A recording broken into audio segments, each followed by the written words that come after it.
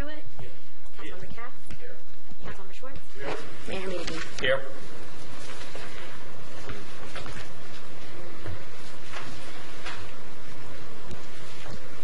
Open public meeting.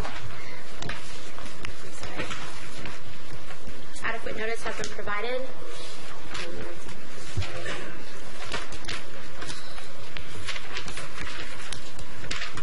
I'll read it to the record officer.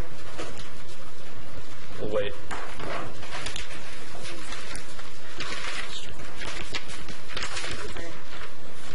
Adequate notice of this meeting has been provided by Resolution 269-2013, setting the 2014 meeting dates, sending a copy to the record and the Jewish Standard, filing a copy in the Township Clerk's office, and posting it on the Municipal Building Bulletin Board, and the Mayor hereby directs the statement be included in the minutes. Good evening. Welcome to tonight's meeting. We also have with us our Township Manager, William Broughton, our Clerk, Jamie Avelina, and the Bill Rupp from the firm of Winnie Banta. The next televised council meeting will take place on January 21st, 2014, with legal opening to begin at 7 p.m. and public input to begin at 8 p.m. Budget meetings will be held on Thursday, January 9th, 6th, 23rd, and 30th. 9th, 16th, 23rd, and 30th in the council chambers. All budget meetings will begin at 7 p.m. The municipal building, along with the Public Works and Rota Center, will be closed on Monday, January 20th, in observance of Dr. Martin Luther King's holiday. First item on tonight's agenda, we have a certificate of recognitions for Chubby's Barbershop. Is Chubby here? Okay. He did not make it. Okay. So the next thing we have is a proclamation to the National Council of Jewish Women of Bergen County, designating January as Human Trafficking Awareness Month.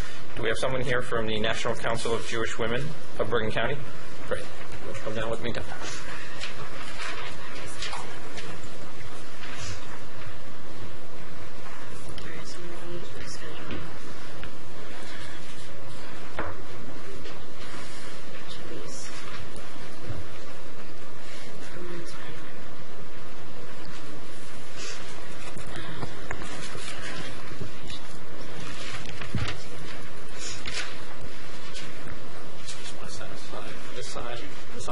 Thank you for.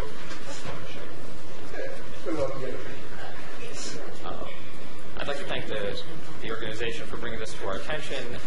This was Deputy Mayor Gusson who brought it to the council's attention, and we unanimously agreed to look forward and support this and issue a proclamation. I'm going to turn it over to Deputy Mayor Gusson. So I have the distinct pleasure of not only serving on the library board with Evelyn Brownstein, but I'm also one of her very close neighbors. And so when she called me to let me know what the National Council of Jewish Women were doing in conjunction with Assemblywoman Huddle's state legislation to fight human trafficking, absolutely is something that we'd want to sign on for. This is, for everyone else in the audience, a national movement that very often has been over the last many years following the Super Bowl as instances of human trafficking spike during large national sporting events. Unfortunately, all of the positive energy that goes along with being a host city or host area of the Super Bowl has some negative downside to it as well. So we have two things. One, I'll share with you the proclamation from the Township Council. And we'll skip to the resolves clause. Now, therefore, be it resolved by the Township Council, the Township of Teaneck hereby proclaims the month of January of each year as Human Trafficking Awareness Month. Be it further resolved that the Township Council of the Township of Teaneck hopes to encourage support for the survivors of human trafficking throughout the state of New Jersey and across the world to put an end to this criminal activity and restore freedom and dignity to its survivors. From the Township Council, and that's for you. And then also I have a letter here that I'd like to share with my colleagues and the town as well, from Assemblywoman Huddle. Dear Mayor, Council, and residents of Teaneck, congratulations to the Township of Teaneck on the adoption of a proclamation recognizing January 11th as Human Trafficking Awareness Day. While some may think that human trafficking is restricted to other nations, war zones, or impoverished regions, it happens right here in the United States, Bergen County, and our community. Human trafficking is modern-day slavery, and the first step towards eradicating it is to create awareness. Last year, I sponsored a resolution that designated January 11th as Human Trafficking Awareness Day throughout the state of New Jersey. I'm proud that Teaneck is joining in this statewide effort. Thank you for commitment to ending modern-day slavery. So congratulations to my colleagues. Congratulations to you for pushing the issue. Thank you so much for joining us tonight. And if you'd like to...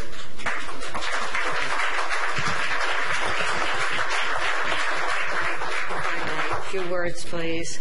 At the onset, I really want to thank Assemblywoman Valerie Huddle, the author and prime sponsor of the Human Trafficking Prevention, Protection, and Treatment Act, whose bill was signed into law in May of last year. NCJW, National Council of Jewish Women, Bergen County Section, became interested in the problem when we discovered that major sporting events, such as the Super Bowl, are associated with an increase in human trafficking. We have been working in coalition with the New Jersey Coalition Against Human Trafficking, along with 70 diverse organizations since early last year, to raise awareness in Bergen County community and to combat what has become the fastest growing criminal enterprise in the world. At least 20 million adults and children are bought and sold worldwide into commercial sexual servitude, forced and bonded labor. NCJW wishes to express its gratitude for the encouragement and support you've given in acting upon this request in such a timely manner. With your awareness and the awareness of other communities in Bergen County and in the state of New Jersey and in communities of states across the country and throughout the world, we hope to be able to put an end to this heinous crime. Thanks again very, very much for doing this. We're most appreciative. And there's some stuff in there for you. Hopefully you will take it a step further, as we are doing now, and then we're hoping to go into the schools in Teaneck and elsewhere in Bergen County. Thank you so much. Thank you. Jamie, if you can copies or distribute that.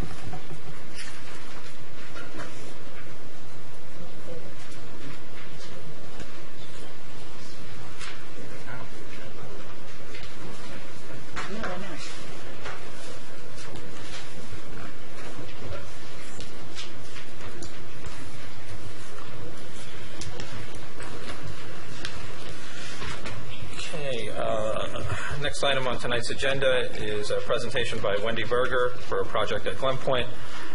Before you begin, I just want to know, William, are you going to be recusing yourself, Bill? Yes.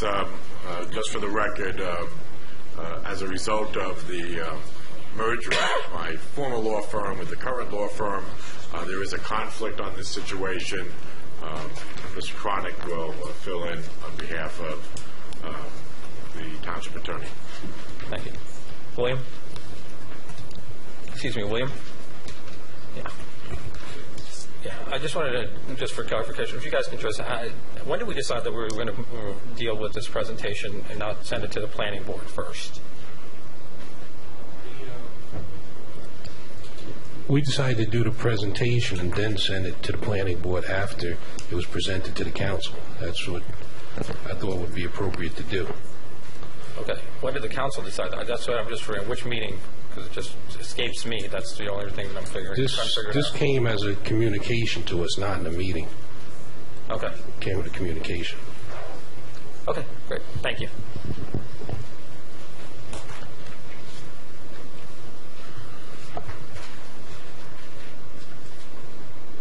Good evening. My name is Wendy Berger, and I'm the attorney for Glen Point Associates. I thank you for hearing us this evening. And just for edification, in the past when we have made modifications or requested modifications or changes or additions to ordinances for the Glen Point development, we always did write to the mayor and council, and then the mayor and council decided the procedure in which to. So we just followed the prior procedure that had been established many years ago. So that's why we did that letter. Thank you. Over 30 years ago, the Township of Teaneck had the foresight to envision Glen Point as a redevelopment area to contain both residential and commercial development. Currently, there exists in the area the Courts at Glen Point, which is a residential component, the commercial Glen Point office complex, which contains 525,000 square feet of office space and 2 7-story office buildings, a 2-story atrium building, a parking structure, and a 14-story hotel building. And of course, there's related site improvements, including the surface parking area, the gym, etc. The Glen Point complex is known throughout New Jersey as one of the major premier office complexes in the state. The complex provides covered parking for its tenants and access through overhead walkways from the parking garage to the buildings. Because of that, and because of its location, directly accessed from the highway, and having amenities such as the hotel, the gym, and the spa, there's been a great demand for the office space within the complex. In fact, at the present time, the complex is over 97% leased in its office component. The Glen Point complex has become an integral and major part of the Teaneck community. The commercial components of the complex, which is 100, 200, 300, 400, and 500 Frankfurt Boulevard, the parking lot and the parking structure, currently are assessed for over $190 million, and based upon the 2013 tax rate, pay over $4.7 million in taxes annually. The overall project, which is the commercial and the residential components, including the assisted living, generate over $7.5 million in tax ratables to the municipality. Additionally, as you may know, the Township of Teaneck has a tax on hotel occupancy, and based upon that tax, in 2012, the Marriott Hotel generated over $430,000 in taxes on the hotel occupancy tax for the municipality. Glen Point Associates has gone in for the final phased approval for the complex and the redevelopment project and obtained approval from the planning board for an 8-story building above parking in what's now known as an open parking lot, which is block 4403, lot 1. We've also obtained approval for a circulation hub building and overhead connections for the new office building to the parking garage and the Marriott Hotel. Prior to the start of construction on that project, my client reevaluated the needs of the community, the needs of the New Jersey office market in the area, and the needs of its tenants, and determined that based upon the current occupancy of the building and the lack of Class A office space in the North New Jersey market, that it would be beneficial not to build a larger building on the property. What he is seeking to do is to build approximately 342,000 square foot building on a vacant parcel in lieu of the 200,000 square foot building that was originally approved by the planning board. Doing so will allow us to have the capability to bring a large tenant into the property, and will also give the capability of existing tenants within the complex to grow and to have additional space in which they could move and stay in the Teaneck community. Additionally, by doing so, the building that was approved could basically stay exactly the same and only be built larger. So there'll be no change to the setbacks or any of the other bulk requirements within the ordinance. As a result of a larger building, the property where the building was approved by the planning board currently pays $18,000 a year in property taxes. If the proposed building was constructed, we have calculated based upon current tax rates and assessment methodology, the new building would provide over $1,700,000 yearly in additional taxes to the community. We believe that the additional taxes paid to the community will not result in any additional burdens to the community, in that there are no school children being generated by the additional office complex. There's very little services that are needed from the complex whatsoever, and it will also have a spillover beneficial effect to the community, in that such building will house over 1,000 additional employees, and each of these employees will use the services of the Teaneck community, including its business district, the stores, the gas stations, the banks, the restaurants within the community. We'll also provide additional jobs for the residents of the community, for the businesses that are in the building, and will provide additional employees who may like to live in Teaneck and also get involved with the services within the community. So in our estimation, doing a larger building will only have a positive impact on Teaneck. Also, I point out to the council that the location of this building is clearly unique, not only within Teaneck, but I'd probably say within the state, because we are adjacent to an exit right from a state highway. There are traffic lights at the building's location and at the roadways surrounding the building. The complex has a parking garage, and we will be able to add additional parking to the parking garage in order to satisfy the parking needs of the increased building. So in our estimation, looking at all the factors, this will only be a positive for the community. We have also had an expert look at the existing garage and the existing traffic generated in the area, and he has confirmed these findings that with some minor modification to the building, to the parking structure itself, we can fully accommodate the needs of the increase in height and the square footage of the building. We believe that going from $18,000 a year in real estate taxes to $1.7 million in real estate taxes will not only help the Teaneck community, but it will help stabilize the finances of the Teaneck community without having to decrease services of the township in any way. We can only look at this and see positive results to the township of Teaneck. I know I've brought out a lot of information to the council at this point.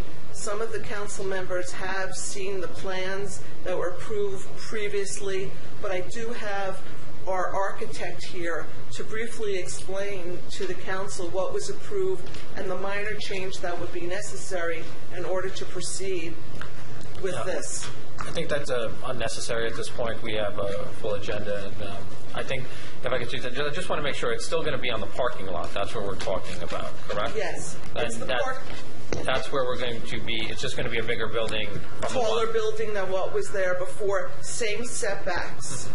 And what we're going to be doing is some changes to the parking structure, which comply with... I'm sorry, if everyone in the audience could please silence their cell phones. Which all comply with the existing requirements.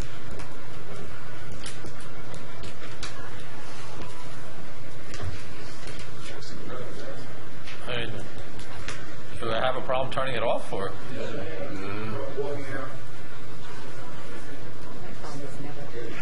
My phone's always What we would like, what we are seeking from the council is for the council to direct their attorney and their planner to meet with us to review the proposal and determine what changes may be necessary in the ordinance to go forward in this regard. I'm in favor of that, Mayor. Yeah, good question. Absolutely. Ms. Berger, the relief that you would need to move this project forward would be a zoning change, correct? A change in the zone that it's currently situated in. Yes, it would be a bulk change to what we believe would be the height, but we leave that to your expert to review what we state, but we believe it will be a bulk change to the height in the ordinance. So the use is permitted within the zone. We believe the setbacks would all stay the same. It's just the height. Question. Is it possible for you to put together a written proposal of the changes that you're suggesting? Yes, we would certainly do it with your attorney and with your planner, and then it would come back. Okay. Dr. Pruitt? Yeah, just a question about the process.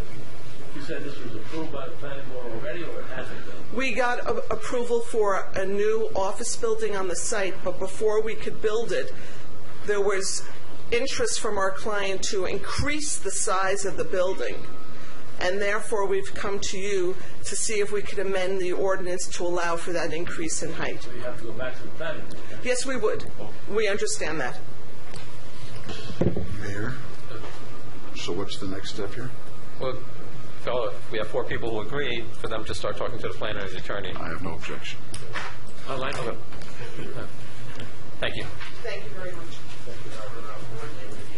Okay. Thank you.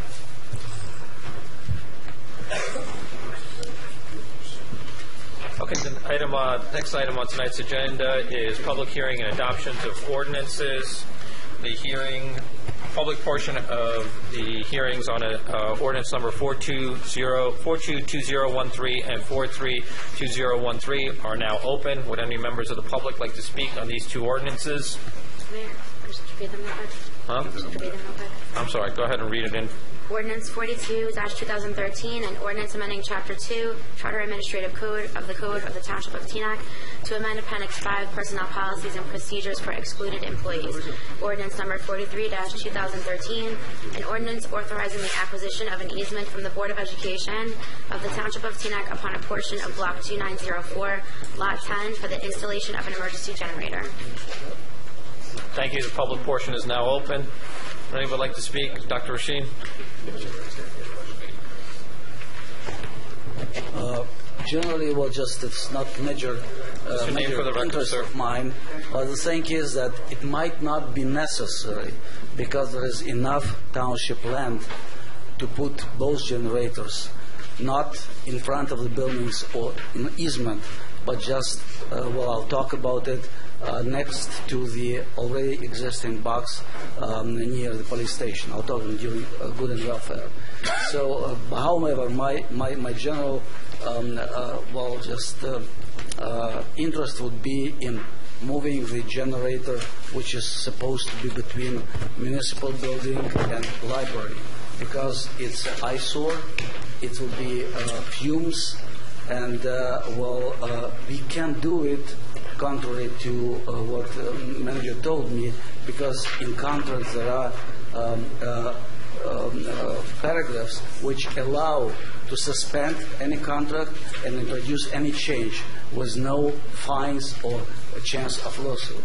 So again, I want to do it in the not blaming or putting fingers on anybody, but kind of goodwill, good governance, and already election time. Just let's do good job and to go for interests of town and doing right things and not to miss something and then be hurt. Okay, but I think that again the second thing for police station also can be moved on our land next to the driveway to the police building. So just when I give you a presentation on what is my main interest is this municipal lot generator. So you'll decide also if it worth putting the other generator there on the top in front of the Board of Education, or it will be nicer to put everything together and that's it. Okay, so I just this way I will suggest that consider different opportunities. The thing is that there is no thing that is not allowed according to the contract to this council to change if we want, or suspend it if there are problems. Problem there is, and I'll present it during good and welfare. Thank you very much. Thank you. Anyone else like to talk about ordinance number 422013 or 432013? Dr. Howard Rose? Just gave you a pay raise. Thank you. Howard Rose, resident. I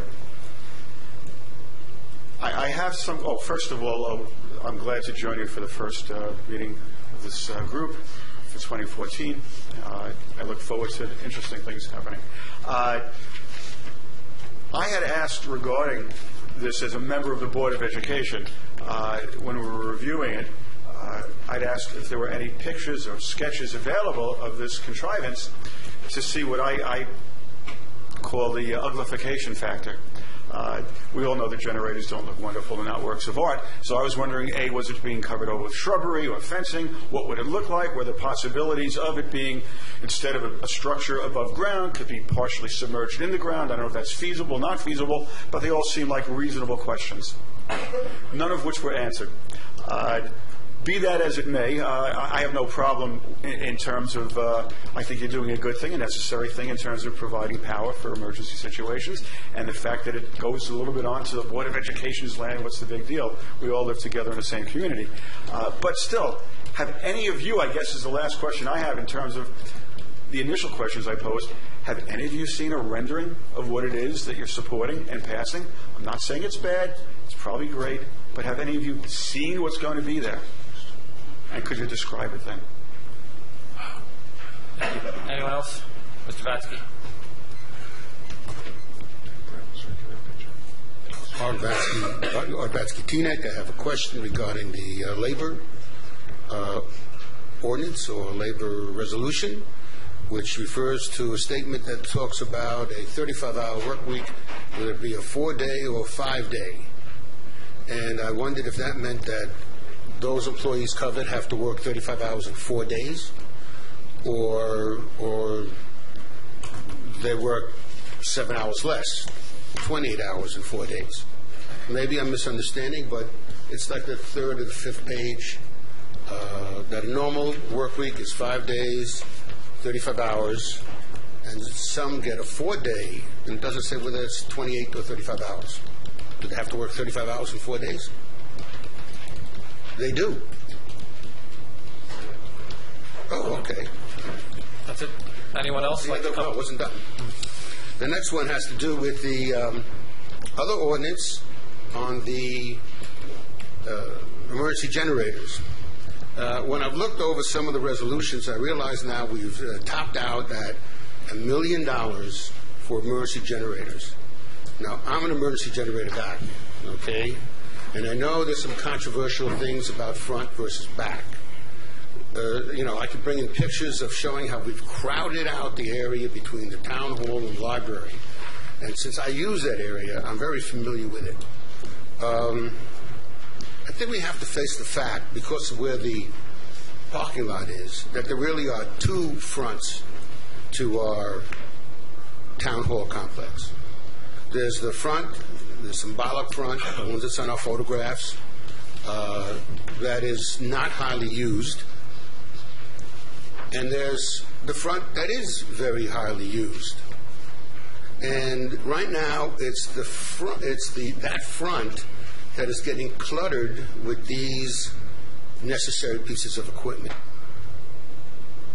I think that's really unfortunate, because that is, it detracts from the, what can I say, the authority, or it detracts from the sensibility when people come in and park and they see, this is a children's area, but it's blocked by a boulder, it's blocked by a chiller, and it's now going to be blocked by a generator. And that's not, architecturally, I think that's not a positive. We need that equipment elsewhere. Access to that park is because a lot of people don't know what's there. And that's a shame. There should be more people using the municipal park. It's park territory, and yet it almost looks intentional that you want to put a blockage between the parking lot and the park. I think that's regrettable. Thank you. Anyone else like to comment on 422013 or 432013? Alan Sohn. Alan Sohn, Teaneck resident. Resolution 422013 makes changes to the personnel policies and procedures for excluded employees. How much will this cost? I've asked this question dozens of times.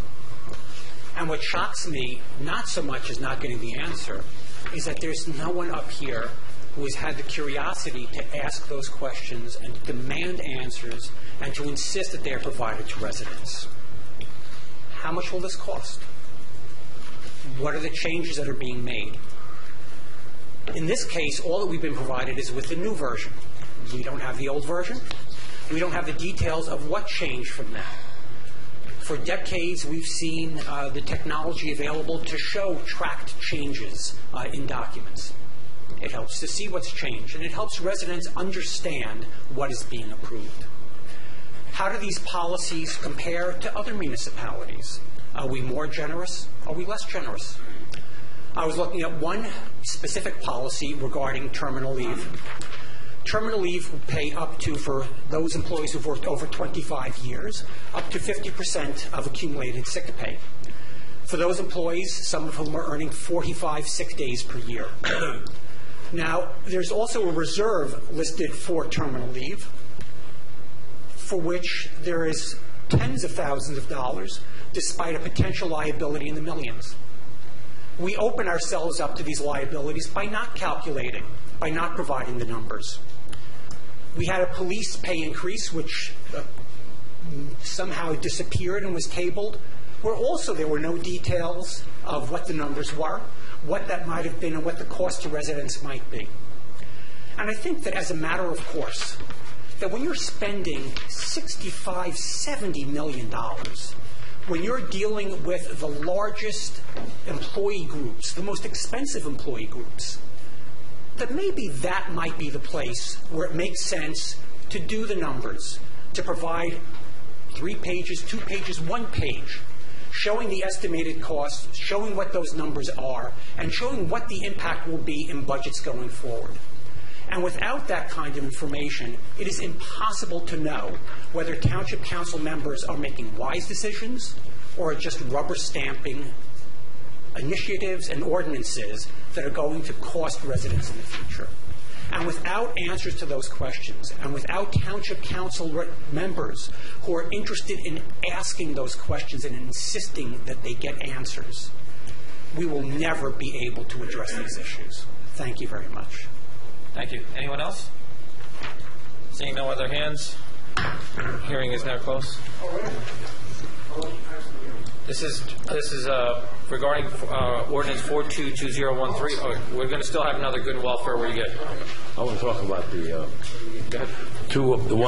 easement with the Board of Ed and the council as far as the generator is concerned. This conversation has gone on for a long time, and I'm glad to see that the Board of Ed and the council are in collaboration over putting that generator in the best place for the police station.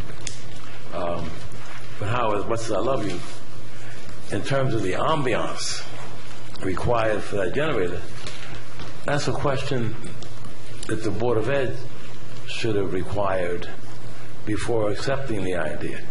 In other words, when we agreed that you could have the space, the way that it had to be laid out is a question for the Board of Ed to ask the council, not for the council to ask for how it's going to be laid out. When they gave permission to give us that piece of property, however small it is, the requirements for how it should look were Board of Ed requirements and not council requirements, I believe. And I don't know, William, you've been talking about it for a long time. You want to help us out? Yeah, I did speak with Board of Education officials, Barbara Pinsack, Anthony D'Angelo. Anthony D'Angelo was in many of our meetings. We had complete discussions with him on the location of the generator. It's actually a 3 feet by 18 feet section that we need. It only needs to go on the property a very little bit. It's going to have a fence around it. We're going to put a fence around it, have bollards around it to protect it. It's the location that our consultant, it's one of the locations that our consultant recommended. There was 2 locations. One was in the back by Broad Street, and the other one was closer in the front by Teaneck Road.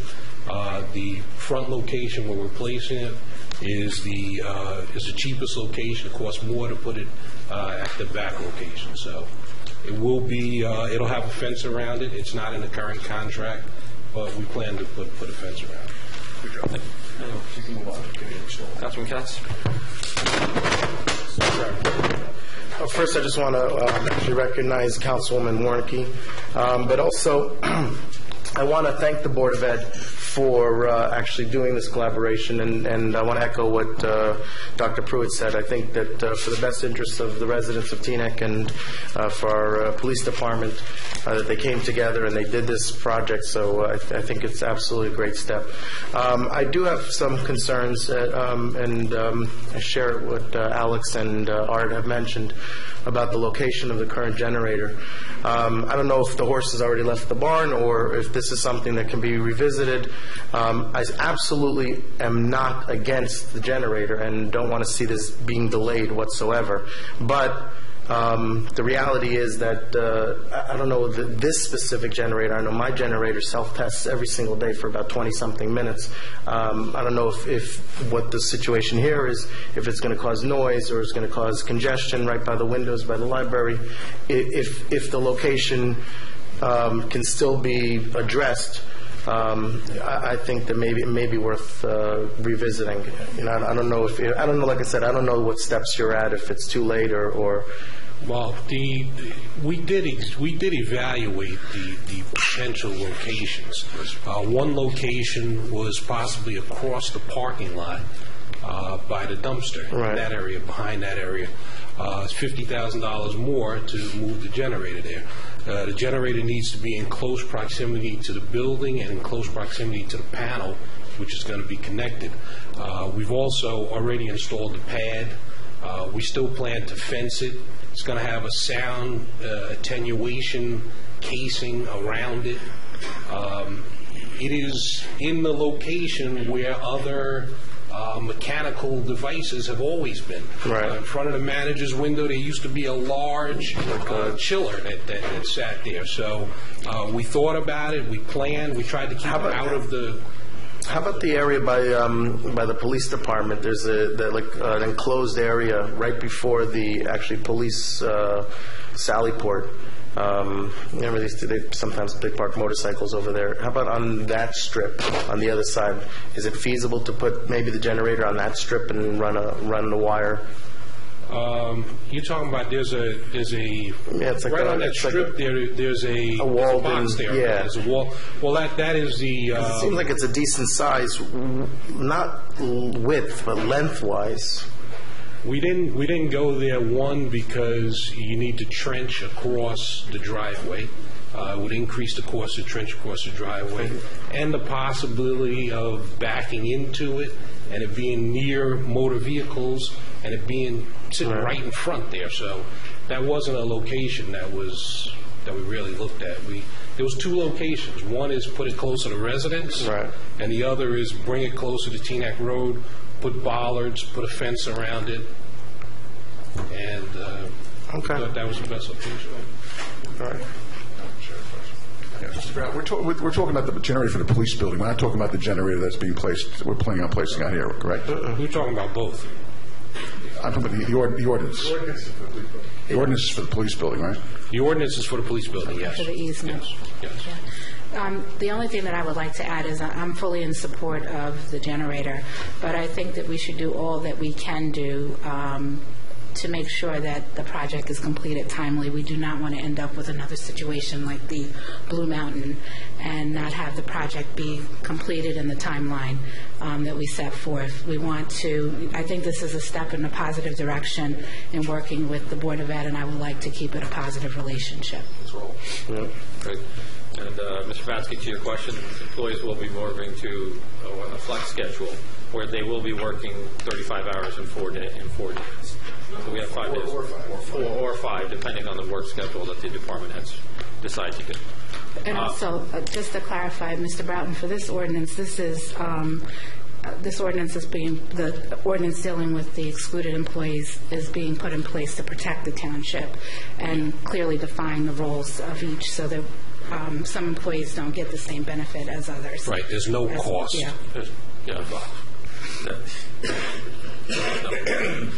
So would someone like to move ordinance 422013 and 432013? I'll move it. I'll second. Motion by Councilman Parker, seconded by Councilman Katz. Councilman Parker? Yes. Councilmember Stewart? Yes. Deputy Mayor Gusson? Yes. Councilmember Pruitt? Yes. Councilmember Katz? Yes. Councilmember Schwartz? Yes. Mayor? Yes. Next item on tonight's agenda is good and welfare. This is where anybody can speak at any time. Sir? Just your name for the record. My name is Neil Wilson. I have a place on Cedar Lane. This has to do with the Cedar Lane, the so-called Cedar Lane Improvement District. I called someone in the municipal building who suggested I get a petition signed by the people on my block and presented here. And we are blocked from River Road on Cedar Lane. And the improvement district has nothing to do with us. And we've been paying money into it every year since it started. And we keep on requesting to be removed from it. And the gentleman who I spoke to, his name I don't remember, sorry, suggested that people may be ready now to reconsider doing that. So I have a petition here from the people on my block. And that's about it. I don't know what else to add. No. But we're completely separate from anything that's improved. Nothing is improved. And been no services given to us in all these years. It just cost us money. So. Thank you, Mr. Wilson. We answer questions all at the end of good and welfare. So it's going to run for a while. We listen to everybody, and then we answer everybody at the end of the process. Oh, so we'll address it. If you can wait, or we can have the manager get in touch with you. We have the petition. Just for procedure, you're welcome to stay, or we'll be in touch. Okay, thank you. You're welcome. Mr. Rose? Howard Rose, resident.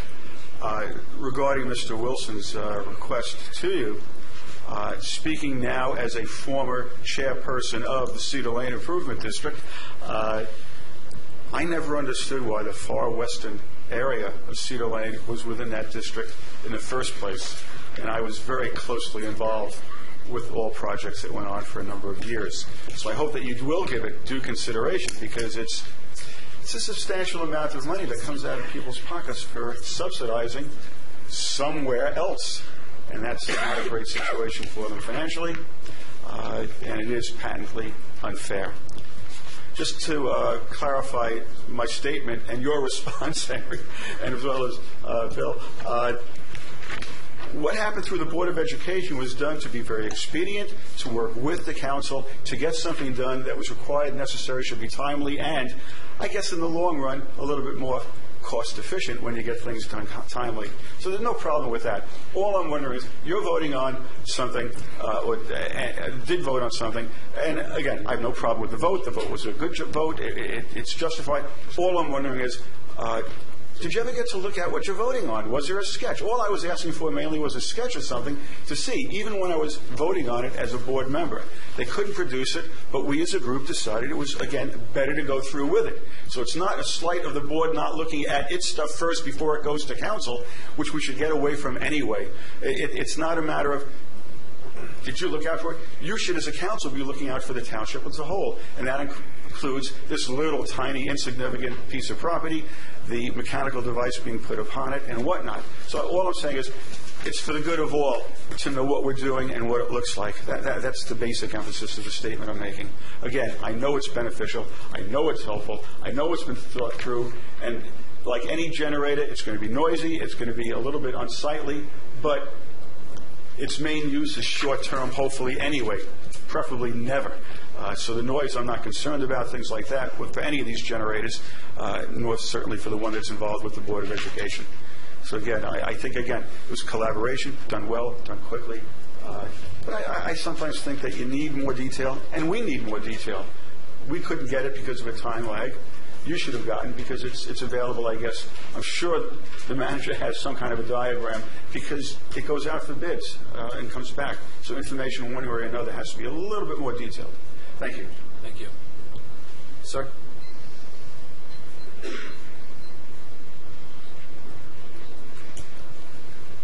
Good evening. This is something I don't do too often. I don't appear here too often. My name is Stuart May. I'm on the committee to Save the Greenway. I've been on that committee for about 8 years with Marie Warnicki. And just a couple things to say. I live, by the way, on Sagamore Avenue off of Bell. That's a whole other story. Getting on Bell and getting off Bell and, all that stuff. I understand that it may come to the planning board and it may come to the town council, and you're going to hear more from Marie on this, that we may consider allowing billboards on Route 4. That would be a shame. Something like allowing billboards on Route 4, that would be unbelievable. What do we have? 10, 30 feet on each side, and sometimes 50 feet, and I don't know my statistics. And a lot of people are proud of that property for a couple of miles that don't have any commercial use. And I just don't see. I'm sure you're not going to vote for billboards on Route 4. I just don't see it. Take the $1.7 million for extra taxes from the tall building, and use the money instead of making money on billboards. If I can add one more thing, we don't meet too often. We're here to advise you, our committee, but the state hasn't yet started building the Route 4 expansion of the bridge. But when they build the Route 4 expansion of the bridge, they're going to narrow it down to 2 lanes, is our understanding. That's not very bright. And it'll be 3 lanes going in. The bridge will expand by 3 lanes, and we understand it will remain 2 lanes going east. So the traffic will continue to back up. You had a quizzical look. You may want to ask somebody about that, or I may be mistaken, and Marie could help you out on that when it's her turn to speak.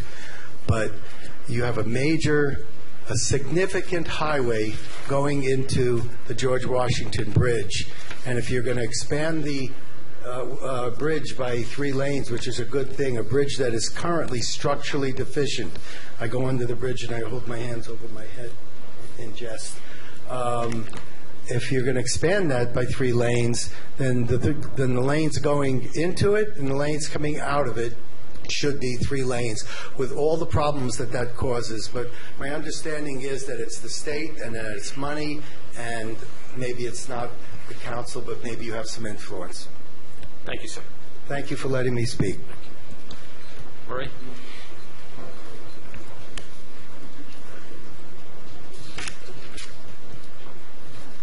Marie Warnke, and I'm speaking as chairman of the chairperson of the Greenbelt Committee. We were rather discouraged that we first found out about the billboards from a newspaper ad, and we are advisory to you. And I think in the past we've shown good cooperation when we are looking at the bridges and the expansion of the Greenbelt. We were very disappointed. We were relieved to find out that the ordinance is not on today's meeting, but we're asking you to hold up any action on this until our committee can meet. And it's foolish for me to call a committee meeting without any information. So what I'm asking you tonight is to please give me some information about the history of this billboard ordinance, what you expect from it. In the copy that I was able to obtain, it seems too vague. Some of you know of Carl Greedy, who started the Greenbelt Preservation Committee, and he was a masterful person at being able to analyze situations.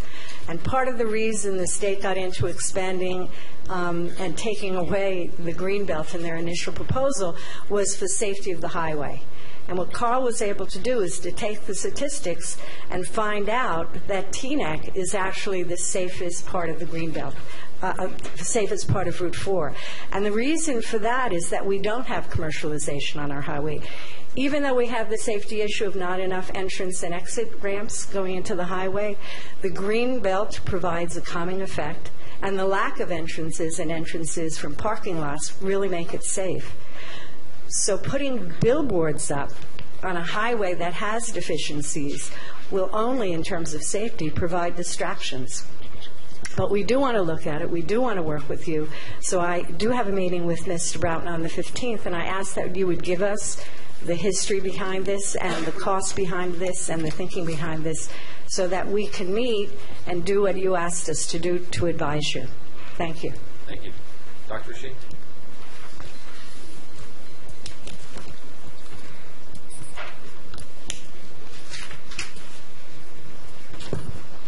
Dr. Alex Rashin, Teaneck. I'll be talking about the generator, which is supposed to be built in front of library, between library and municipal building. The thing is that I spoke last meeting with the manager, and he told me that it's done deal, we cannot do anything because there will be a lawsuit. That's incorrect. Okay, again, I'm doing it in goodwill, just attitude, to do right things, well, just not do, again, not to just finger anybody on and all this stuff. The thing is that the work if the work cannot be properly done by any reason beyond the control of contractor, the township, according to the contract, can suspend it at any time with no fines. Okay, and then time of work starts when the problem is removed. Problem is that apparently the initial intent to buy Kohler generators was changed into buying Boulder. That's what manager told me. I didn't have any papers. Okay, but Boulder is sold. Boulder is sold, and the campaign and the company that bought it just gave a kind of very vague explanation how they're going to serve Boulder generators. I'll read it, and I'll give you the copies of things. First of all, I'll give you this information about what we can and cannot do. Okay? And second thing is that, the company that bought it, okay, is called Teaneck. Okay? This company is very often, okay, first of all, it was announced in press that they are going to acquire Boulder on October 7th. Whether it was known before or not, I do not know. Possibly, but certainly it was necessary for contractor to check whether it changes anything about the requirements for the maintenance and repairs, because there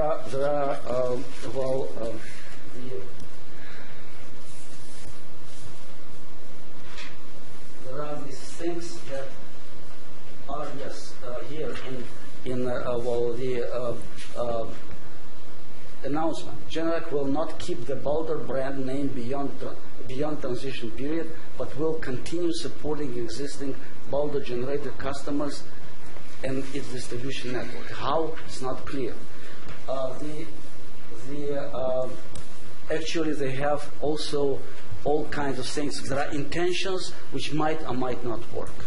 Okay. So now the thing is, I'll also give you a few things. This is the review, okay, about this purchase. The question is, why don't you like Teaneck? And the guy answers, they are the bottom feeders of the industry, famous for using offshore gray market engines and removing all manufacturers' markings and serial numbers. If you want a part, it has to come from Teaneck. I have to pay $4,500 or more for parts that run for $400, $800 at Cummins or Caterpillar, half the mark. So the thing is that we need, because it's not clear, at least to get that the contractor gets from Teaneck written and binding obligation to provide us with parts that Boulder would provide us with. It's not clear because requirements actually, you'll see on the page 1 of what I gave you on the bottom. It says that there is to be one source of supply and responsibility from the manufacturer. Okay, one demand that necessary indication of nearest field service office staffed by factory trained technicians, provide service organization data, manpower availability, indicate typical response time for emergency calls and typical scenario for such calls. all of this stuff are in the contract. So it's necessary to do. Now, the thing is that, this thing, please give to numbers. Okay, now, the alternative place. Alternative place is quite simple. The thing is that there is this place. Thank you, Dr. Rashin. Okay, I'll give it to you. Okay, just if you can give it to the clerk. It shows that there is room there, okay? The one thing is that all of the wires going now to municipal building go around the Thank you, Dr. Rashin. So it's necessary to connect just by wire, cost next to nothing. Thank you, Dr. Rashin. And we can introduce changes which are allowed again by the contract. Thank you, Dr. Rashin. Thank you very much. Sir.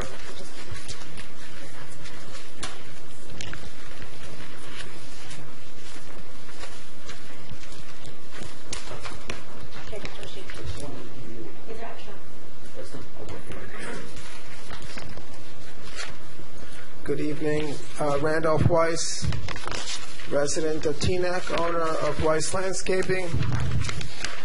I'm here to basically follow up on the mid-December last meeting where I was mentioning the solicitor's license and some changes that have been discussed in September, and also at that mid-December meeting. And Mayor Hamidoudin, you at that time said that you would be taking the matter up again in January. So that's why I'm here, to see what the status or progress of the matter is. Thank you. Next. Art. Thank you. Art Vatsky, Teaneck. I'm interested in the comments made by the manager. As some of you may know, I'm an engineer. Spent my career, parts of it, on different types of engines. Currently, I'm working with diesel engines. You've heard me criticize the planned location because it obstructs access to the park. And the manager mentioned the alternative location across the way near the where we collect our waste. Now, that is below grade for the people on State Street. So I'm not concerned about noise generation there. I think that because this generator is going to be there for decades, that it might be worthwhile to consider having it located on that side of the parking lot and open up the connection between the parking lot and the park. I'd like some consideration and discussion about that, and maybe within the $1 million, some other way the funds can be found. Maybe it's not $50,000, maybe $40,000, but it would be something that would stand the course of time. The next item is the completeness of the safety, emergency preparedness response. You've already seen my letter in the Suburbanite identifying the 8 districts that are adjacent to the rail line. And I used some of my experience to dig up my U.S. DOT handbook, emergency response guidebook, which I believe is on all our fire trucks. And what I want those people, for the sake, I'm not saying an accident's going to happen, but no one can say an accident definitely won't happen. What the information, and I think I've sent some of this to the manager, not this, but similar, is that according to the U.S. DOT, for a lot of fuels, which there was an unending line of black tank cars parked here today. The code that our firefighters would have to follow or advised to follow is guide number 27. Guide number 27 says that everybody within a half a mile, in all directions, everybody has to be isolated, which means they have to be moved out. It's a mile wide along the rail line. They have to be moved out of there while there's an event occurring. This is the kind of information that I think residents would appreciate knowing beforehand. They don't have to be evacuated, they have to be isolated. Evacuated means they're gone. But while the event is going on, it reads, isolate for half mile in all directions if tank, rail car, or tank truck is involved in fire. This is the information. You get more people moving and not surprised if we have this kind of information beforehand. I've also suggested that we plan various evacuation routes so the police can be there to guide people out of the area. But that's being prepared. Calling 911 is, when there's that many thousand people involved, maybe 15,000, it doesn't sound like sufficient advice, nor does evacuation and shelter in place, because some of these fires can burn for days. So, and that's based on news material, recent fires that have happened, derailings. So let's make what we teach our residents a resource they can really get straight. And I'm pretty sure the manager will cooperate and give us the best quality guide that's up to the 21st century and ready to handle this in case, just in case it happens. Thank you. Thank you. Mr. Castle?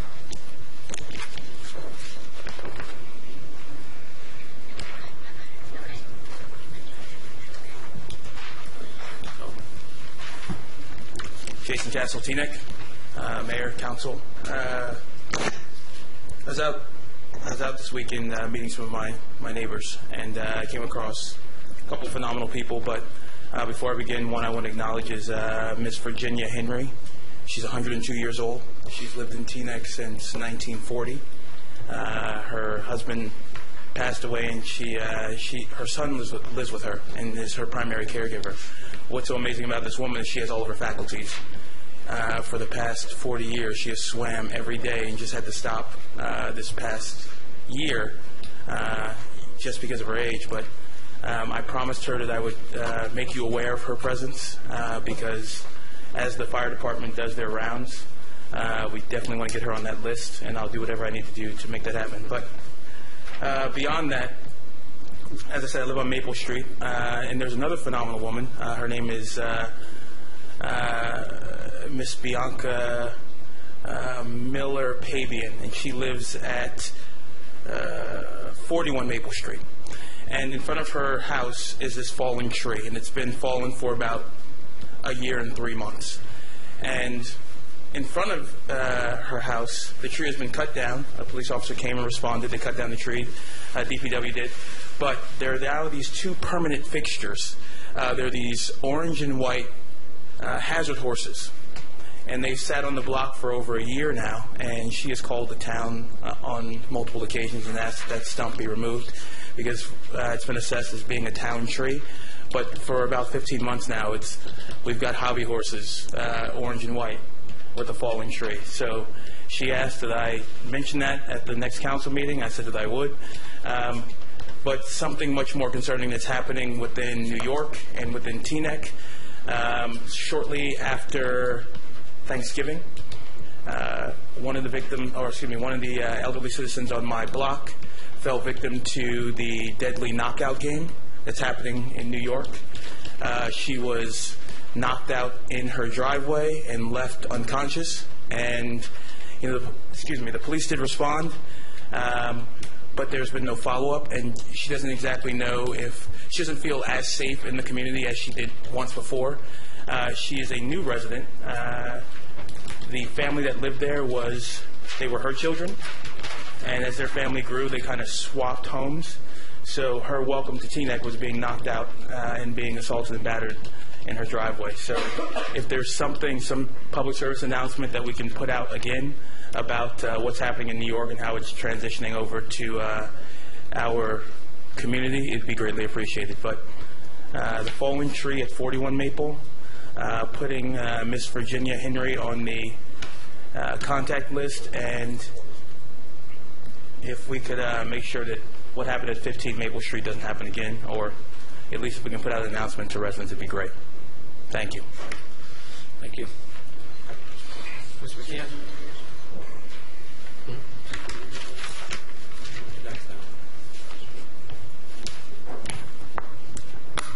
Leslie McKeon, Teaneck resident. First, I would like to publicly thank the Teaneck Fire Department. I put a call into the fire department on Friday. They were there by the time I hung up the phone.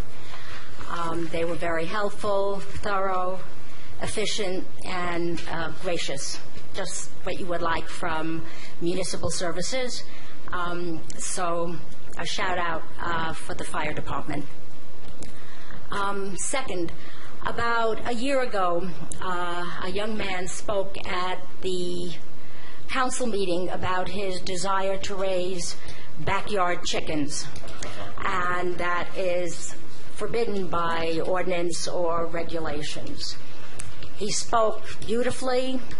He was very articulate. He had done his research well, and I do agree with him. I see no rational reason why people in Teaneck shouldn't be able to have backyard chickens, so I would like to know the status of his petition. Thank you. Thank you. Anyone else? Alan?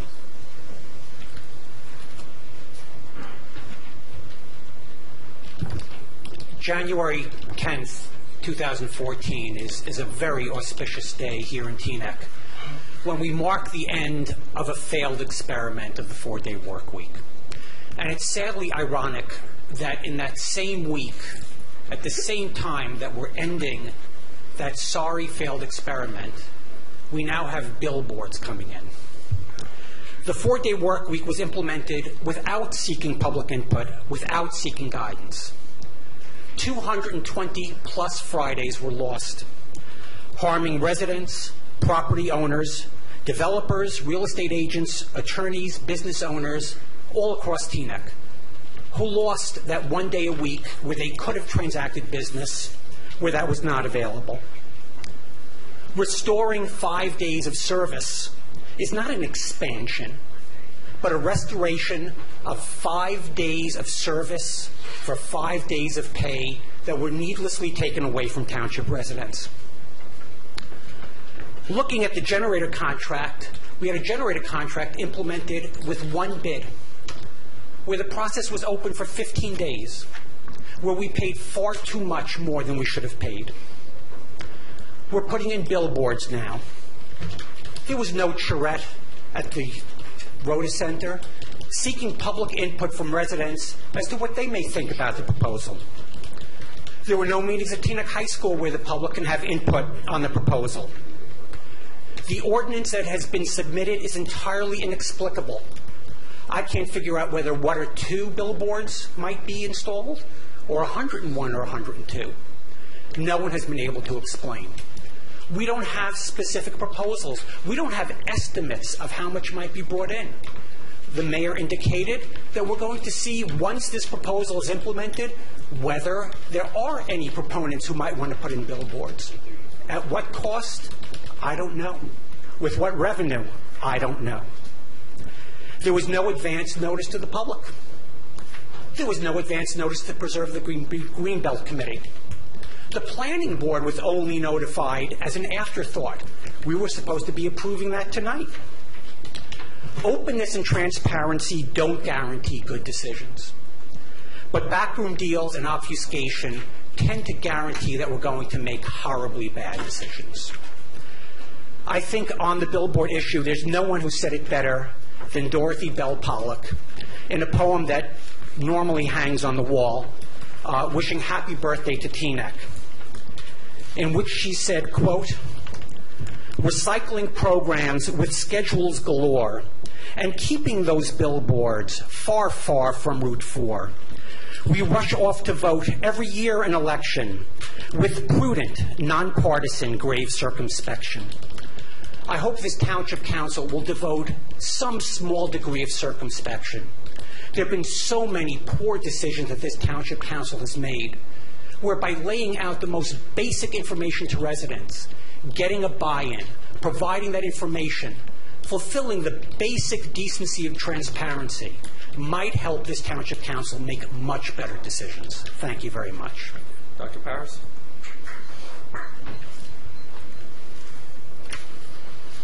If you could please hang that back up.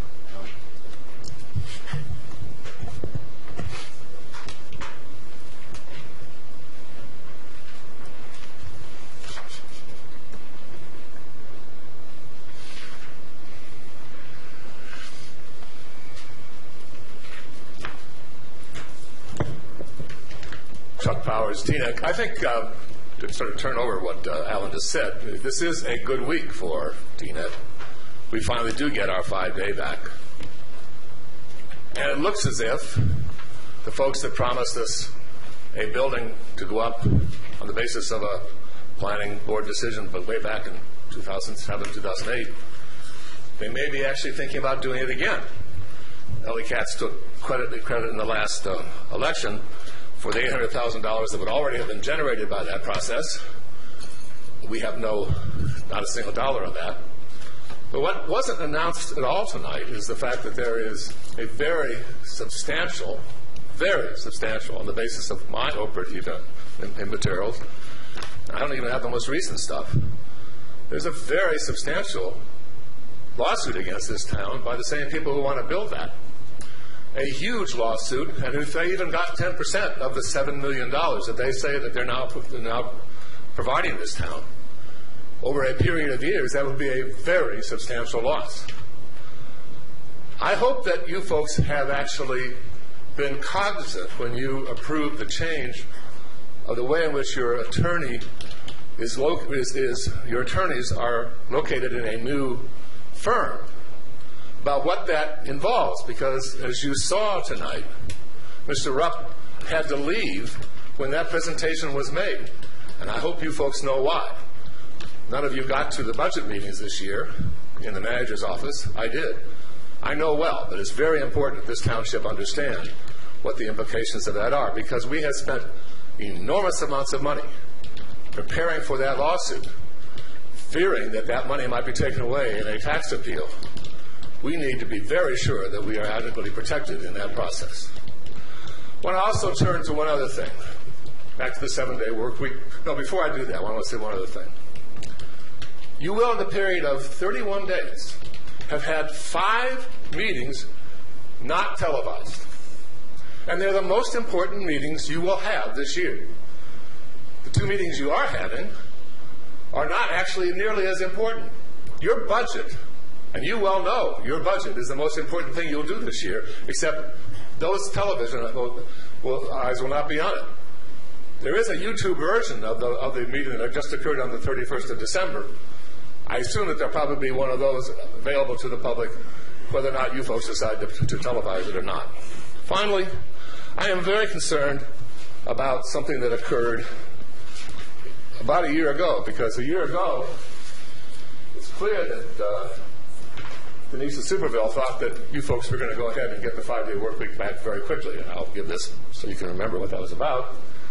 But then, you had a meeting on the 22nd of January, in which what Mrs. Superville rightly reports here in this document is that the mayor asked the attorney, did we do anything wrong?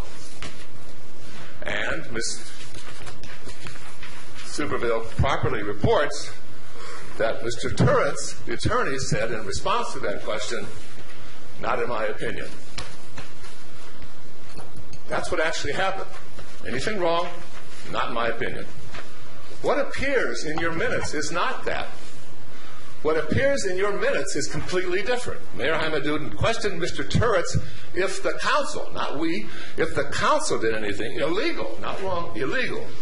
And Mr. Turret's advised that his legal opinion is that the council did nothing illegal. That's not what happened. I have no idea where this came from. You approved minutes that were substantially different. You asked, wrong. He is reported to have said that the council did nothing illegal. That is a very substantial difference in what occurred in that process. How you approve that, I don't know. I think you ought to find out from the clerk how in the world that question that you asked, Mr. Mayor, and Mr. Turret's answered with a very terse answer, got turned into a legal opinion of this sort. Thank you. Thank you. Anyone else? Seeing no other hands, good and welfare is now closed. Mr. Wilson, I think that we've periodically looked at places that are on the Cedar Lane Improvement District that don't belong in the Cedar Lane Improvement District. And I think that this is the year. Yeah, after the last several years, hearing from property owners, individual homeowners, as well as residential landlords, it does not make sense to have residential properties that far from the district, involved in the district. And I believe the process this year, as we go to the budgeting and approval, where council has oversight of the management group's budget, and we effectuate the assessment that the district gets. This is the year that we're looking to remove those residential properties from the district. It's something that I've tried to do in the past, and hopefully we're able to make that right. Is that something that has to be done through ordinance? Because I know we discussed it one of the meetings. Yeah, I just wanted to add to that, actually the council had asked the attorney to look at that to determine which properties should be exempted. But what I will say, and we discussed this as well on one or two occasions, both at the Special Improvement District meeting as well as at the council level, is that there are some properties in that area that you're talking about, Dr. Wilson, that are run as used for business purposes. And those properties need to be looked at so that we don't exempt businesses from a business improvement district. So we're going to have to take a look at that. It's going to take us a little while. And it's important that, obviously, while I believe that residences should be exempted from that district, I don't think businesses should be. There's no back and forth, sir. We'll be in touch. There's unanimous support to remove it. Well, not unanimous. I should say that there will be majority support to remove it all. Just now moving on to Mr. May and Ms. Warnke in terms of the Greenbelt. We've been discussing the Greenbelt, this scenario when the hotel zone came up. And that was prior to my reelection. And that's when this whole process has been kind of going back and forth, hot and cold, for the last 2.5 years. We ran in a zoning subcommittee back in April. We ran into a snag where we did not know if we would be allowed to put up a billboard in the desired area that we wanted. It's not billboards, plural. It's one billboard. It's all the way in the corner of Route 4 and borderline on Englewood, where it abuts actually, I think, a commercial property. And I don't think that you would know that it was even in Teaneck. But the way it's written right now is we went through this the same way with the hotel zone, where we put it out there. We didn't know what came back. No one was interested in putting a hotel on Route 4.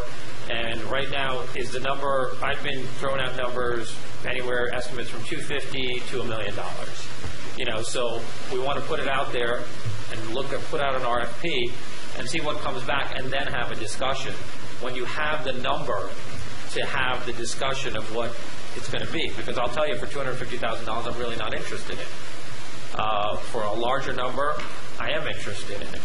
And that's the decisions where, when we want to have a discussion, at what cost, I think the numbers, the money is a very big important in my decision making. And I realize there's going to be a lot of opposition to this, and I realize that a lot of people are not going to be happy with it, but it's something that, it's not only the building that's $1 million that we need, it's not only the billboard, but we need a lot more for tax relief, because that's the one thing that all 7 of us agree, is that most people come out and are just screaming for tax relief. Mr. Weiss, the police department came back and said that they want to continue in the same manner that they have. That was their recommendation. And unless it's changed, I don't think we have 4 council members who want to change the way we're doing the solicitor's agreement. So I know Deputy Mayor Gusson is in favor of changing it. We don't have 4 nodding heads who want to change it. So for the safety of our citizens, we're going to keep it the way it is. And I'm sorry if that doesn't work out for the way that you wanted to do. In that same respect, Ms. McKeon, when you asked about the backyard chickens, a few weeks later, the health department reported that doesn't recommend putting the ordinance for the chickens to come in because of health reasons, as well as the attraction. I mean, for me, the thing was the attracting of rodents and larger animals that would come into that. With regard to that, I mean, I think, is anybody else in favor of chickens? Or? Yeah, so on the chicken issue, I voiced my support for it the night we got that presentation. I have friends that, while they don't live in Teaneck, raise chickens, and I'm very familiar with the backyard chicken coop operation. The idea that it's going to be an attractive nuisance for vermin or other carnivorous neighbors is, I mean, it's silly, closed-minded thinking. When I first came on council, I think it broke my heart. One of the first things that we did when I was on council, I don't know if Lizette or Ellie, if you remember this, we got rid of sandboxes in the parks because sandboxes aren't safe. Sandboxes are breeding grounds for disease, and they can hide broken glass, and all of the different concerns that we have about creating public safety. We're creating such a safe world that we don't get to enjoy the world. And so, like the loss of playground sandboxes, something like backyard chickens, the lessons that it can teach our children, the experiences that we can have as a result of expanding our horizons just a little bit with the minimal impact on public safety. I think we have a health officer because we needed to be guided in health issues. But I don't know that council needs to be bound on every single decision by that opinion. And this is one area where I'm willing to disagree with our health officer and say that this is something that residents can benefit from. So if any of my colleagues would like to join me in support of this, I would much like to continue discussion on how we can implement allowing the raising of backyard chickens in Teaneck. Absolutely not. No, absolutely. Go chunk some pumpkins or something, dude.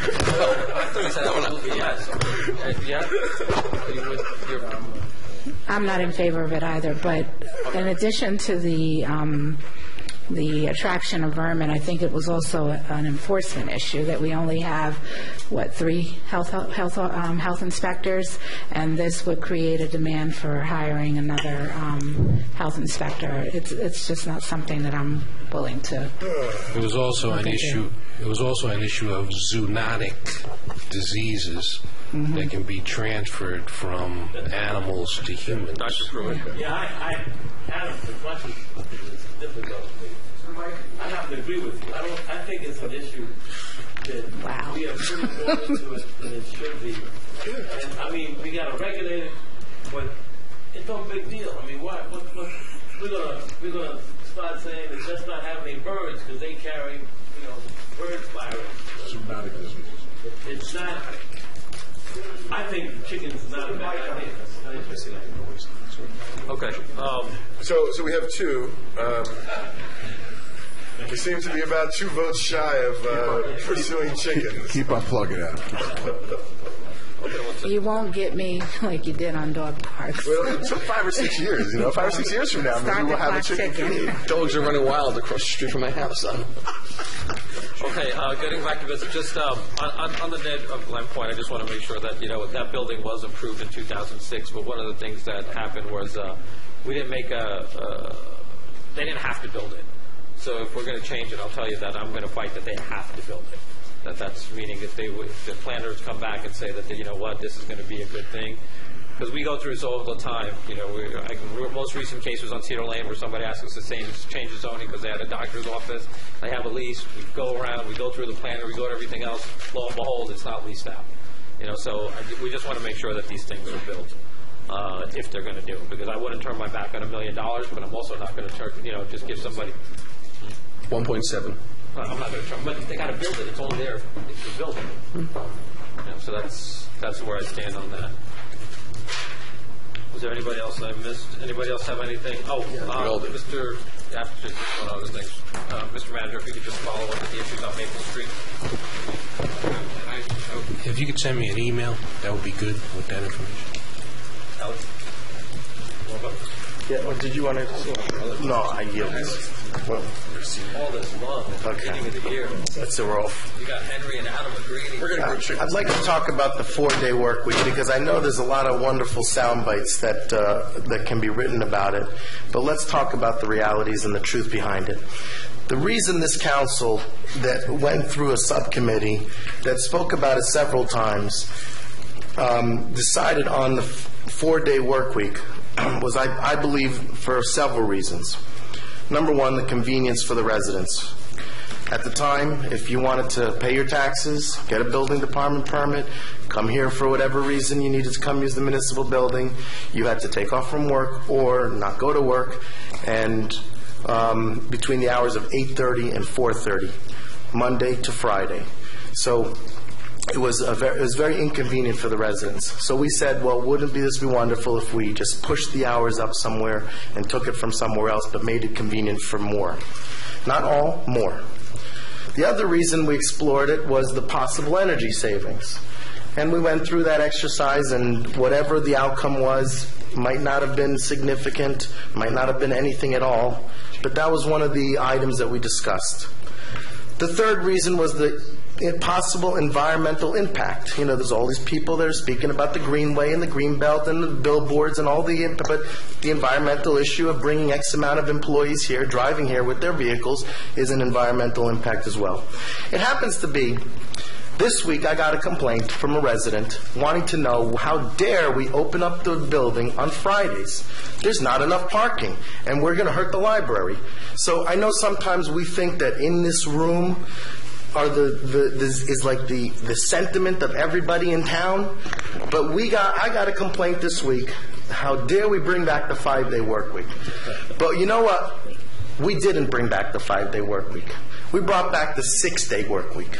All right? We're open now, and this is the real sound bites that should be written about. Not open from 8:30 to 4:30 anymore. We're open now on Mondays, 8 to 5. On Tuesdays, 8 to 7. On Wednesdays, 8 to 5. Was it 5:15? Oh, 5:15. I don't want to shortchange any resident at 5:15. Wednesdays, 8 to 5:15. Thursdays, I believe, 8 to 5:15. Yes. And Fridays, 8 to 5:15. That's, someone do the math quickly. 48 hours, I believe? So now, who's going to complain that we brought back the 6-day work week? Because that's what we're doing. Sorry, I got a little cough. So sometimes you have to take a step backwards in order to take 2 steps forwards. If this is the case of we have our cake and we eat it too, that's what we did. We made it more convenient for the residents, and that was what we sought out to do, and we created a better quality of life for the residents that have to use this building department. So the people that say the failed 4-day and all those other great, wonderful sound bites because they want to come up and make us for shock value, whatever it is, they're dead wrong. We got a better result than we anticipated. And I thank everybody for their input, because it was because of you we were able to modify it.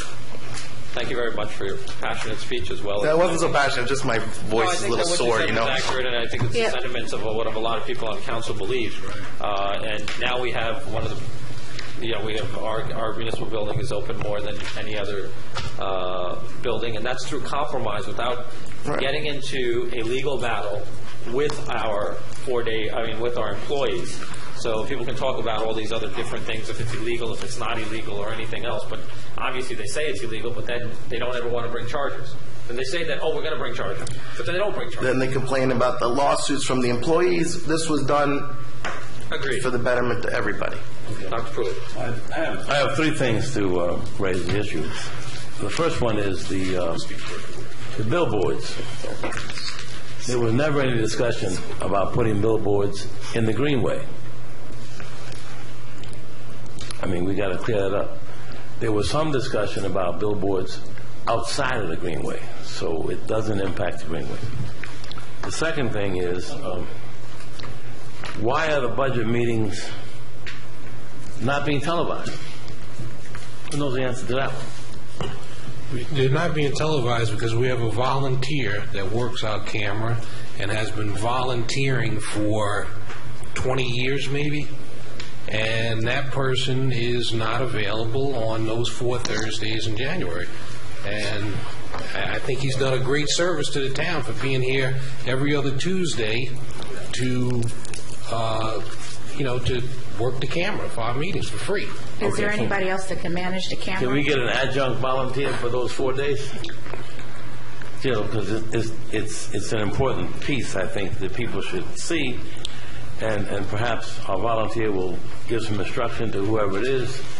Because it's an important. Perhaps Mr. Powers will volunteer to operate the camera for us. I think over the years we've talked about this in every budget meeting, and dollars to fund a paid position have never been allocated, but through the tremendous philanthropy of Ron, he's been able to get all of our regular council meetings on because he's a tremendous volunteer for the town. If someone else wants to step up to the plate and volunteer, we'd be absolutely thrilled to have every time we get together televised. I think we should see if we can do something with that. The third thing. We made a joke, but the reality is, A, he does agree to do it. He's raising his hand saying he'll do it, so hopefully we can follow up with that. But B, I'm sorry, I don't mean to interrupt, I just want to follow up on your point.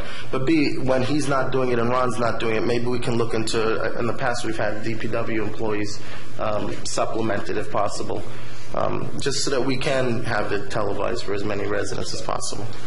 All right, third thing, Mr. Brown. There's got to be a sketch in your possession of where the generator is going to go by the Board of Ed and the police department. And why don't you send a copy of that to the Board of Ed and send us a copy, and then we'll all be smart. Everything the Board of Education has ever asked through Anthony D'Angelo has been provided. I've sat down with him. He's seen the plans. Send him a sketch. That would solve. That would be an opportunity tonight to solve easily a concern that at least one person has. Just send them a sketch. Anyone else? Yes. Mr. Mayor, the attorney for the Board of Ed had a sketch. The sketch was sent to the attorney for the Board of Ed at the request of the attorney for the Board of Ed prior to a meets and bounds description being prepared. The Board of Ed attorney wanted a sketch. Our engineer and the people said, give us, and we sent them a sketch. Once they said it was okay, then the engineer was retained to draw a meets and bounds description pursuant to that sketch. Thank you. We're talking about the sketch that... Thank you, Stanley. Thank you. Thank you. So then the idea would be for Mr. Rose to ask his attorney to show him the sketch. That'd be a good idea. Thank you. Anybody else? Yes.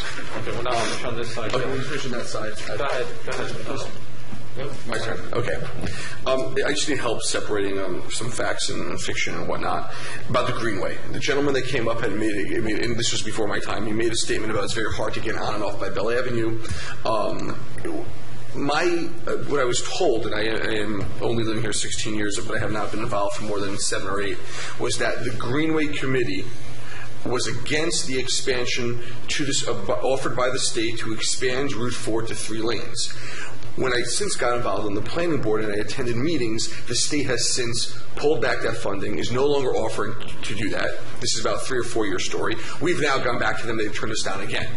So I thought I heard that there was a gentleman, Carl, that was very much not in favor of expanding the Greenway, and now they're saying it's not safe if we don't expand it, and there was 3 lanes and 2 lanes. If we can just get them, so it's a multi-year history that I'm confused about.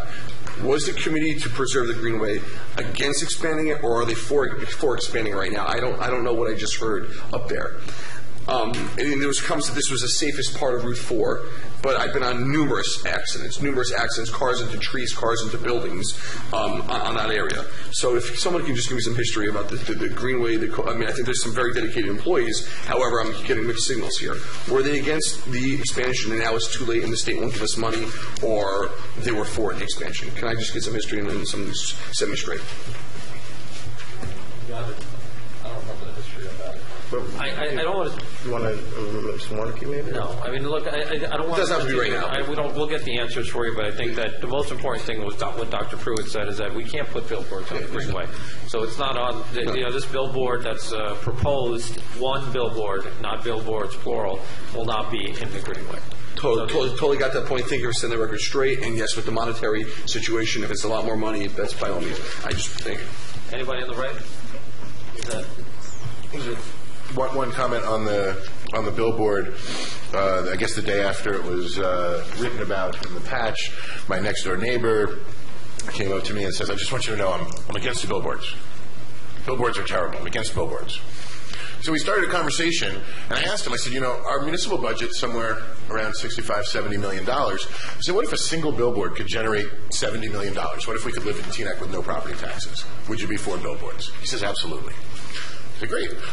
I don't know that a billboard is ever going to generate $70 million, but at least we've gotten to the point that there is a level of revenue that can modify your opinion. I don't think there's anyone that wants to see Route 4 cluttered with billboards. And I think it's important for us to explore every opportunity to generate revenue. Not all of those opportunities are worth the changing quality of life. Some may be. Many are certainly not. But I think it's important that we at least look at it so that we can come back and have that public discussion and say, well, you know what, Billboard's only going to throw off $100,000. I'm not interested. Billboard's going to throw off $1.2 million. I'm supportive of that.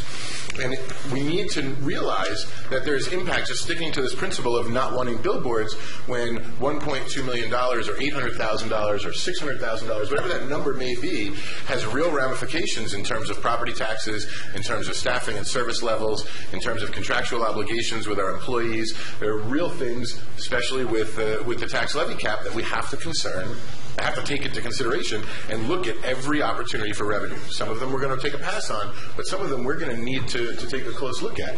And when we look at Glen Point, and we say that all told, the entire development has the opportunity to literally throw off about $10 million in tax revenue with this new piece, we say literally $1.07 that the town spends comes from Glen Point.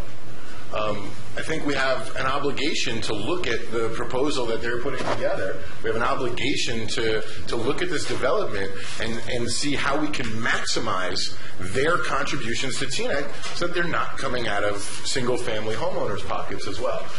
So I think those two situations, do I want a huge office building in Teaneck? Well, it depends. What's the impact on the budget? And what's the impact on the tax rate? And the billboards fall into that same kind of discussion. I have a question for the attorney regarding billboards. So I'm just playing out the process. The council decides, approves the ordinance as presented. We put it out for bid. We decide that it's not a venture that we choose to move forward on. The ordinance is still there. What should we decide not to move forward with billboards?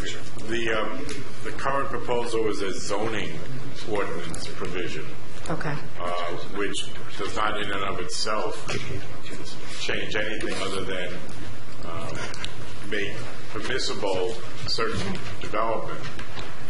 To the extent that it's municipally owned land, that is something that then you would so in passing solicit proposals, put out the bid, the exact process. I don't think it's determined yet exactly how you would do that, but you might first want to do some informal requests for proposals, and then if you do decide to proceed, you would have to do a lease on land.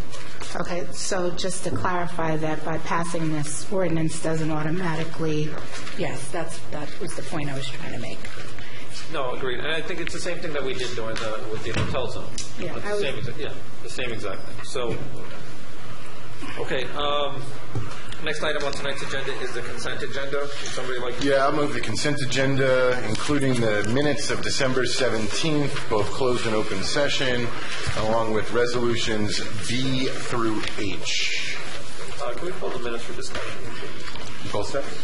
Just open session. Okay. Great. Sure. I'll second that. Thank you.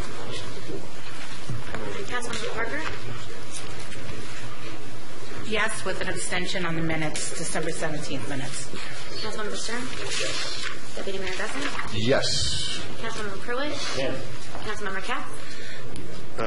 Yes. Councilmember Schwartz? Yes. Mayor? Yes. With regards to the... I'd like to move the minutes of December 17th. Second. I thought I just... For the purpose of discussion. Honda pulled the open session minutes. Oh, so but then my vote's not accurate, then I didn't hear that.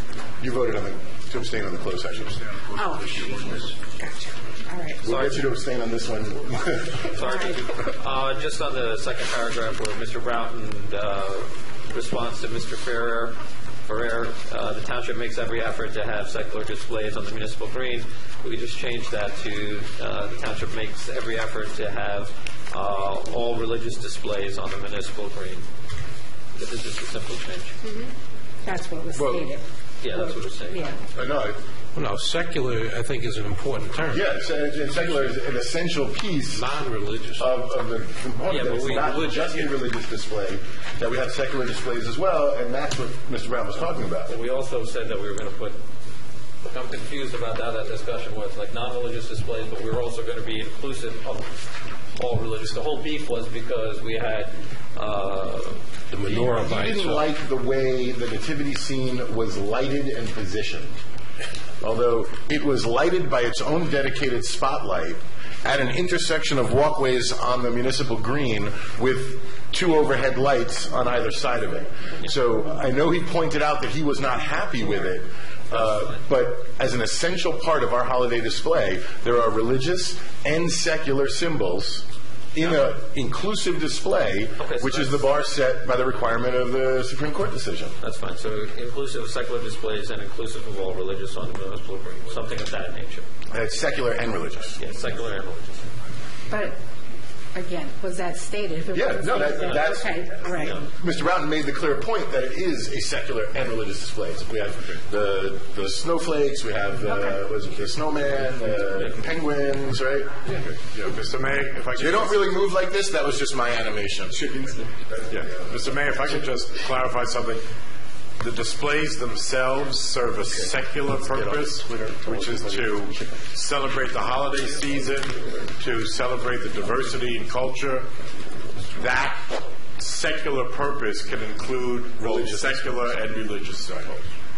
Okay, sounds good. So we're They'll be revised and then placed on the next agenda. Yeah, that's fine.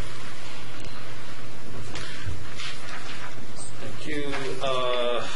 Whole business. So the council retreat, I know we talked, I would like to pick a date in February. We're not voting on the minutes? No, she does make a modification and resubmit it. Right, but I thought it was a motion on the floor change. for the minutes approval. Yeah. Okay, so if we could just vote on it because it's not a meaningful change. Okay, Councilmember Parker? Yes. Councilmember Stern? Oh, abstain, no. What are we voting on? The minutes, just the minutes, just what you, The immaterial change to the minutes. Yes. Councilmember Stern? Yes. Deputy Mayor Gussin? Yes. Councilmember Pruitt? Yes. Councilmember Katz? Yes. Councilmember Schwartz? Yes. Mayor? Yes. Next item is old business, council retreat. I'd like to, one of the things that we did during the last, the manager's evaluation that said we were going to have quarterly evaluation. So rather than do a council retreat, I'd like to start over with the goals and objectives for this year so that we could meet in closed session in private and talk about the manager's goals and objectives. If we agreed on that, on the retreat in February, can we pick a date? For what? It's not doing a council retreat, but instead of doing the council retreat, we're moving forward with, when we did the manager's evaluation last year, we said we were going to evaluate everything quarterly. So starting this year, so that we can move forward do our first quarterly goals and objectives for the manager, so that we can meet in February to talk about what we want to get done in 2014. And that's an open session or a closed session? It's a closed session meeting. Okay. So we want to pick a date in February. If everybody's agreeing to it, I mean, we agreed to it last year. Good. It's not having a retreat. We want to schedule a meeting to track the goals and objectives for the manager. Yeah. We have a council meeting on the 4th and the 18th. The 11th. The 11th. Can we do this offline? Because I don't have my calendar. I mean, I have my BlackBerry, but I need to run it by. The week of February 3rd will be difficult for me. 11th is good for me. Okay, so just pending February 11th, does that work for you? Okay. So just for Councilman Katz, if you can get back to us and let us know if February 11th works. What time? 7 p.m.? 7 p.m. On the 11th? Yes. And is it, That's not final. we've always had 7 p.m. just because it gives us time to have a meeting before 8 o'clock council meetings, but if we're only having a closed session meeting, could we make it 8 o'clock? I prefer that. 8 o'clock. I prefer that as well. Okay. Yeah. I'm good with 8 o'clock. Can we have dinner with the kids once in a while? I can do that. Yeah. Okay. Okay, that's taken care of. Okay, down to committee reports. Anyone? No? I'm sorry. I want to nominate Oh, yeah. Danette Macklin, Razi Simonson, and I'm sorry if I'm Simonson, and Fareed Habib. Fareed Habib, yes. For Let's Move? Yes. Let's Move. Excellent. So second by Councilman Stern. Yeah. How do you pronounce it? Okay, next item is council listed items, concerns about Teaneck business component. I'm sorry, just a committee. I apologize for just talking to the mayor. Just to report back at the last council meeting, myself and Mr. Broughton were going to work on a few items. One of them was creating, and it's a pilot program, but creating merchant sticker parking in our business lots, and we've identified three, I believe, or 4 lots. 3 lots that we're going to try that on. It's always going to be the furthest spot from the beginning of the lot, so that the parkers and shoppers, the shoppers can park. Customers can park as close as possible. So that will be. They're going to work on an ordinance for that. We spoke about the commuter parking problem at Elizabeth, and as we went through some of the ordinances, what's not so well publicized is that we have a very nice amount of commuter parking areas throughout the town, and it's a semi-successful program where we charge $50 for commuters to be able to park, and I'm told, especially at the beginning of the year, it's well used, so we're going to adapt and adopt this area as well. But for the students and for the faculty, we're going to obviously waive any fees. So the faculty wasn't a concern? The students, they have their own parking lot, right. Ample space for the faculty at the high school. Right. It's for students and visitors of the high school, but to allow residents so they're not abused by out-of-town commuters for the bus stop there. Right, and then the other caveat to that is we made it very clear that every step we take in that very sensitive area that has to deal with the Board of Ed and the high school, and that we're not going to make a move until we communicate every single step properly, so that there's no miscommunications, misunderstandings, or so that's that. Was there a third item? Excuse me? Was there a third item? Let's talk about. No, have we communicated with the board about this yet? Yes, I have communicated. And their feedback was? Just fine, just keep us informed, and I just explained what we were trying to accomplish. Gotcha. Okay. And we're also going to look at the Puffin Way to see if there's abuse going on there, and if that could be added to our list, a roster of commuter parking. That's good. Okay. Concerns about Teaneck business components? Dr. Pruitt? Okay. Can you hear me? Yeah. Okay. I thought about the business concerns in the township, and I have a little statement I'd like to put into the record. Teaneck is a go-to destination for a county golf course, a major hospital, a major university, Fairleigh Dickinson, a major hotel, family entertainment, the World of Wings, and a movie theater, senior housing, and for racial and religious tolerance. Teaneck is not a go-to destination for business, but it could be. I'd like to get support from my fellow council members to hire an outside consultant to look at every existing business entity and every undedicated municipal property in our township.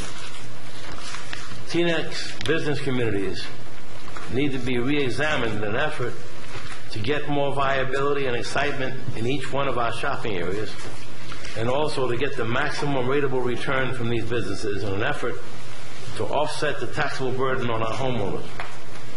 We love our suburban low-rise, but it is amazing to me to note that almost every municipal building and almost every school and almost every home in our community uses 2 or more levels of space, but most of the business entities in our community function on only 1 level. This is not a practical utilization of the footprint of the business. I want an assessment and recommendations made for the improvement of the following areas: Teaneck Road from Intervale Road to Richfield Park, Palisade Avenue from the Bergenfield line to West Englewood Avenue, and Palisade Avenue 2 blocks north and 2 blocks south of Cedar Lane, Queen Anne Road from State Street to Ridgefield Park, including the plaza and West Englewood Avenue, DeGraw Avenue and Queen Anne Road, Fort Lee Road from Queen Anne Road to Teaneck Road, the Alfred Avenue Business District, Cedar Lane from Teaneck Road to the Hackensack River, including River Road where it intersects Cedar Lane, the area around Stop and Shop off of Cedar Lane, all undedicated municipal properties, including those on Route 4, with an eye towards development, rental, lease, or sale. Our nursing homes, senior citizen establishments, Teaneck Theater, Fairleigh Dickinson, Holy Dame, World of Wings, Glen Point Hotel, included in this list of assessments and recommendations. I'd like this study to include all business establishments in our community. It's time for segmented studies of our business to be done with. Tonight, can I get support from my fellow council members for this study to look at one component of our community that might offset some of the taxable burden on Teaneck homeowners? Would anybody be interested in supporting that kind of study? So, got one? Well, no, I was going to say, obviously, the devil's in the details, and conceptually, I'm absolutely interested in anything I'm not abstaining from. But I agree with you. I mean, the reality is that we have a lot of very positive ordinances in place in 3 of the business districts, or 2 of the business districts.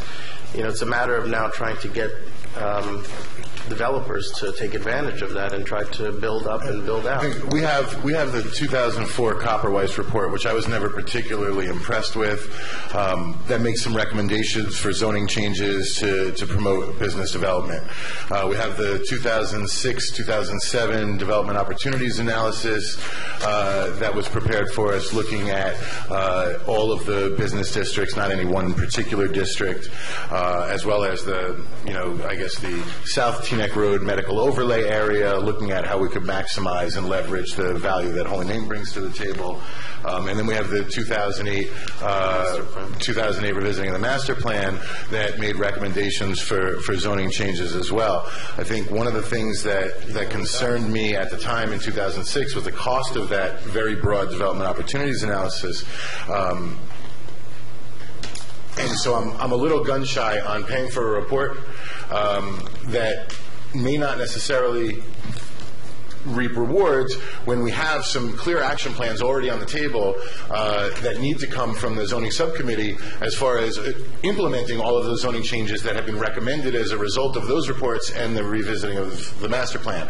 So I think that there's some things that we can do, but obviously it's something that we can take a look at, and I'm not poo-pooing it, I'm not putting it down, I'm just saying that we need to take a look at it in terms of the budget meeting. And so we're having 5 budget meetings. We need to take a look at what we'd be willing to spend on this. Unfortunately, the scope of our budget meetings and the idea of getting some kind of conceptual costing is going to be difficult in that time frame. I don't know, is this something you started to look at on your own, or is this your initial foray into this? No, this is my perception is we have talked about development in this spot, in that spot, in the other spot. I want a singular plan that looks at the singular town of Teaneck and say, all right, this is the whole thing. Here are different things we can do, but we have to look at the whole plan at once. Have you read the 2006 Development Opportunities Analysis? Actually, in 2008 was even. 2008, the one prepared was it was literally block by block of Teaneck. And I think maybe if not Dr. Pruitt, I agree with him, but I think you should look at this analysis, which I read. I've looked at this report is the master plan reevaluation. That's one. There's a Birdsall plan somewhere. That's the Development Opportunities Analysis. There's another one too. I think it's called Copperweiss. From 2004, the Copperweiss report. It's called Pathway to the Future? Yeah, that was done in conjunction with the Cedar Lane Streetscape, and I think that report had a lot of shortcomings that I wasn't particularly happy with. But I'm trying to get the council to go along with the idea of let's have somebody put the whole thing together. Dr. Player, one of the things I think that would be helpful for this discussion is that in the zoning subcommittee, we asked the same question of what do we have to do, even if this town wanted it, but what would we have to do to get people on Cedar Lane to build on 4 floors, or the places where people could go higher, where they would go to 4 floors. And Mr. Price, who works with most of the developers in New Jersey, stated, look, 4 floors ain't going to get it done. It's not going to get it done. You need 6 floors. Okay, now that is a conversation that you were in the meeting, Ellie was in the meeting, I was in the meeting, where we said we didn't know that if the town would be willing to go to 6 floors in all of our business districts. Now, the same thing that comes, the next thing that moves forward is, okay, that we had talked about was Vernado, the REIT that owns Stop and Shop, and chances are Stop and Shop is not going to be there. So if we were serious about putting something together, he would pay for the study. The owners of that would pay for the study. But then again, we're talking about, let me finish, we're talking about a very big development that he wants going to fix up the environmental concerns under the old dry cleaners, putting a road underneath Cedar Lane going through the back of the ambulance corps. So there's a lot of things that can be done.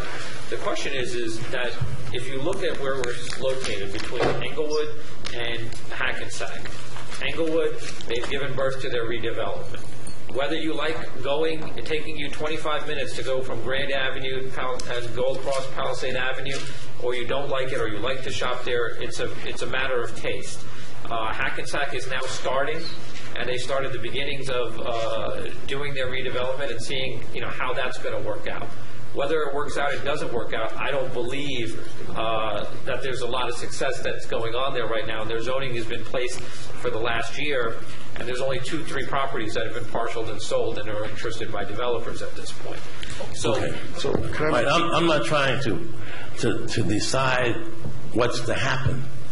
I'm trying to get us to say the tax burden on the township is very heavy, and there are some opportunities here we should look at. I think you're absolutely right. I think you're absolutely right, and it's something that if we can dedicate a portion of one of our budget meetings to discussing that expenditure, whether it comes from the council budget line for council projects, but if it's something that we can look at accommodating, because it's not going to be an inexpensive endeavor, and we would need to be able to put the dollars together from somewhere. Okay. I believe that we have the power as sitting council people to say we're going to put something together. We have to have outside people do it. We can't do it. And we need to do it beginning now. Henry, this is me agreeing with you. So this is me agreeing with you. I understand that. That's why I'm scared. Can I add this is me agreeing and saying the next step is, in our budget meeting, put aside some money in the 2014 budget so we can get this going. Can I just... Yeah, go ahead. I agree with both of you. I think, as the Deputy Mayor pointed out, a lot of these studies have been done over the years and probably has encompassed every single location that you've mentioned. I think what we need to do is focus this person on how to get them to now move somebody to the next step of availing, the developers or the property owners of these changes. We make a zoning change that lets a business district go from 25 feet to 50 feet. Right. I think what we've done is maybe in some situation, hey, we created the right zoning that should be able to promote growth and development. We gave them the tools. But I don't know that we've educated our business community and educated real estate developers. And that's what I was going to say. Maybe the low-hanging fruit. So that's something that I think maybe I've still got the mic. Sorry. I was going to suggest maybe the first step, the lowest hanging fruit right now, is we should put out a press release just announcing some of these, these changes to educate as much as possible. We can make this an impossible task, or we can make it a task that we can do. There's been a lot of studies. We need somebody to pull all that stuff together, look at the entire town, and see what we have, what we can do. I mean, in terms of having 4-story buildings for business, if we were to say, okay, new businesses should be 2 stories.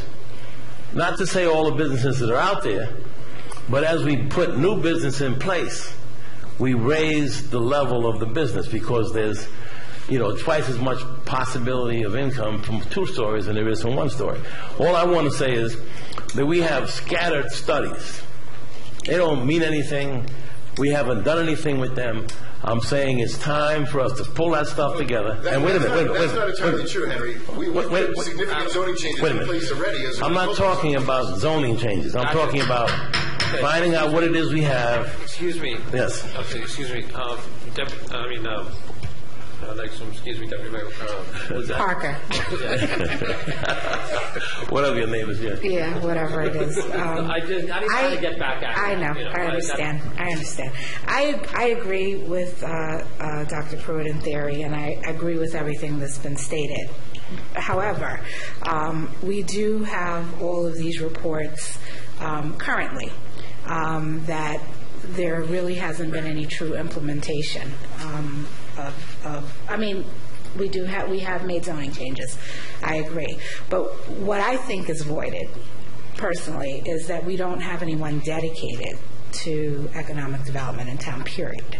Not just coming up with a plan, but someone, when I first got on the council, we did have an economic development director. We did not. Well, and that's one of the problems. Yeah.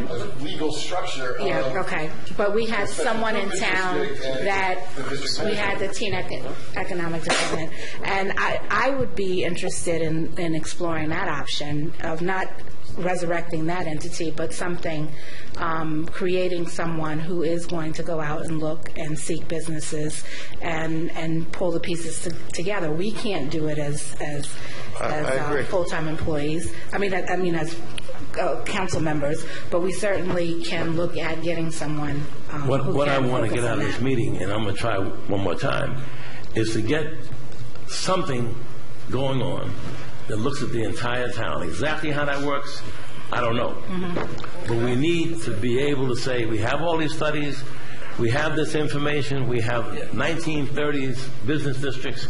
There are some things that we can do. It's called, sir, the master plan. And one of the things that's part of it. The master plan says a lot of stuff. I think Lizette made the best recommendation as far as getting someone to go through all these. Meaning, these are not 30-year-old plans. Mm-hmm. These are 6, 7, 5. The properties didn't really change that much. The ideas, the concepts, the zoning is in place. Now we got to get somebody to start moving forward. Take the pieces of the puzzle, which is what you're asking for, put them together. One issue. I'm sorry, everybody's the answer. This is a square foot issue. It's are we prepared to go to six? When we spend $120,000, you're prepared to go to 6 stories, 7 stories. Absolutely. Yes. And in American Legion Drive, yes, I voted for that as well. That's the thing is like, we all talk about government. We create.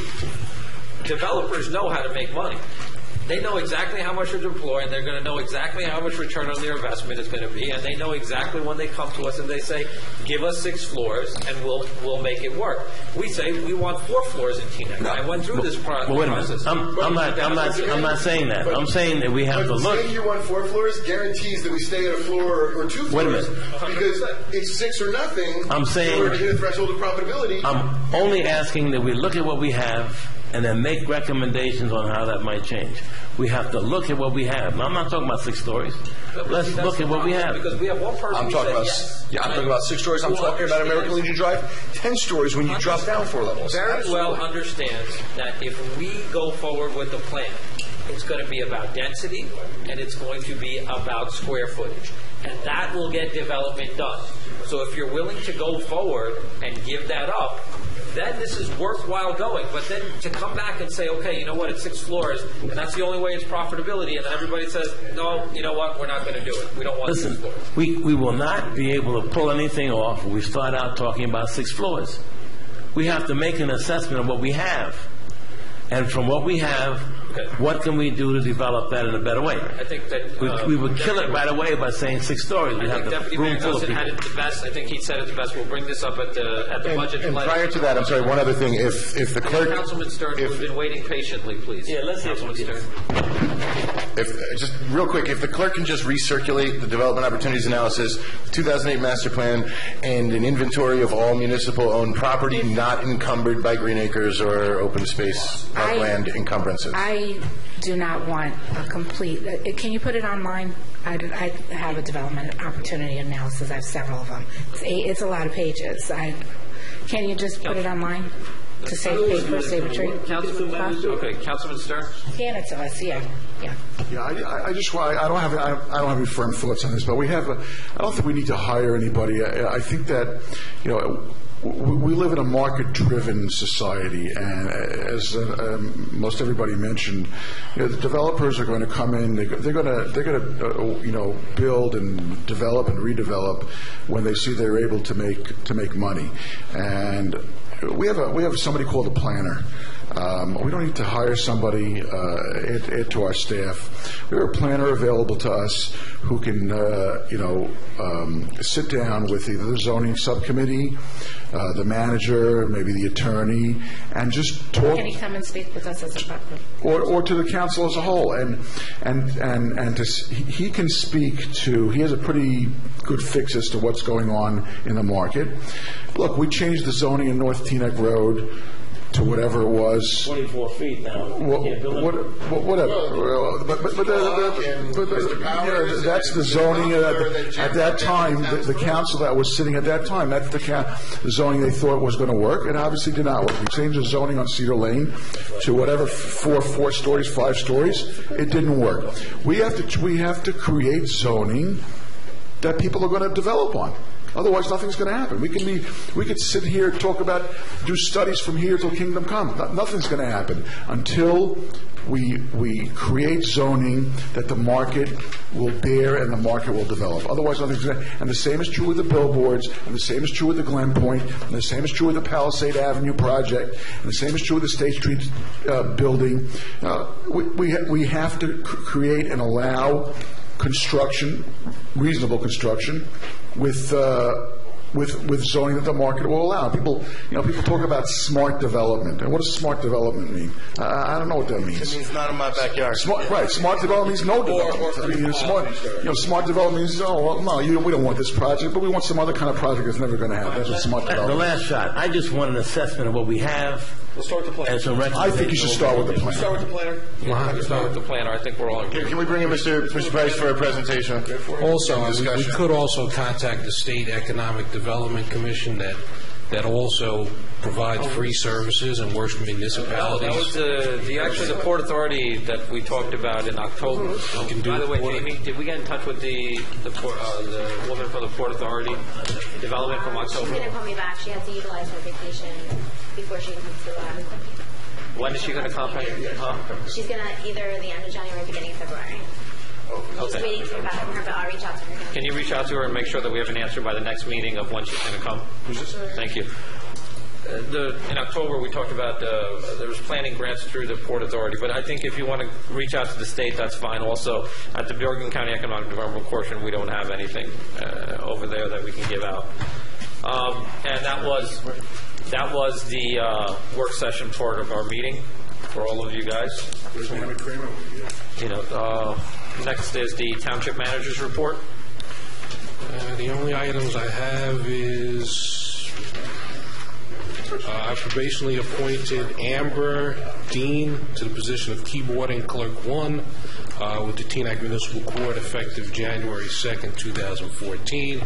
Also, I'm working on an item we discussed at one of our previous meetings for a third seminar on the Affordable Care Act. We're going to try for March 15th to have Ms. Thorne come and give another seminar. I'm trying to work out the details now. And this seminar is different than in past seminars. Now that it's 2014, her presentation has changed its focus from education to enrollment. So the focus of this workshop would be to not only inform people about the law, but also to have 6 navigators present that will actually do enrollment. I'd like to make the suggestion, the date that that she is offering is March 15th, which is a Saturday, that possibly we can have 2, one on a Saturday and one on a Sunday. Back to back or different days? Well, I guess depending upon her availability and perhaps availability of another township council member as well. And that's end of report.